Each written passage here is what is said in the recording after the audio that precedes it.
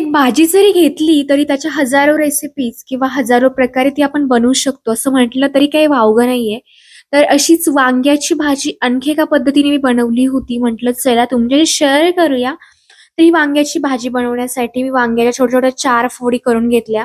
त्यानंतर एक हिरवं वाटण बनवायला घेतलं ज्यामध्ये शेंगदाणे, हिरवी मिरची, खोबरं, त्यानंतर भरपूर सारा लसूण, कोथिंबीर, जिरे आणि तीळ हे जे आहे मिक्सरमधून बारीक काढून घेतलं आणि मला त्याची घट्ट कन्सिस्टन्सी थोडीशी ओलसर हवी होती म्हणून त्यामध्ये थोडंसं पाणी घालून घेतलं. त्यानंतर एक छान असं हिरवं वाटण तयार झालं होतं. त्यानंतर कढईमध्ये तेल घातलं, त्यामध्ये जिरं घातलं, हिंग घातलं आणि जे हिरवं वाटण आपण बनवून घेतलं होतं ते वाटण यामध्ये घालून घेतलं.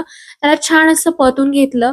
वरतून थोडीशी हळद, धना पावडर आणि गरम मसाला घालून सगळे मसाले एकत्रित करून छान असं त्याला परतून घेतलं आणि थोडंसं पाणी घातलं ज्यामध्ये खाली लागणार नाही आणि तेल सुटेपर्यंत मस्त परतून घेतलं. वरतून नंतर वांग्याच्या फोडी घातल्या, हवं तेवढं मीठ घातलं आणि एक अर्धा ग्लास पाणी घालून वांग छान असं शिजू दिलं. असं हिरव्या वाटणातली कोरडी वांग्याची भाजी माझी तयार झाली होती.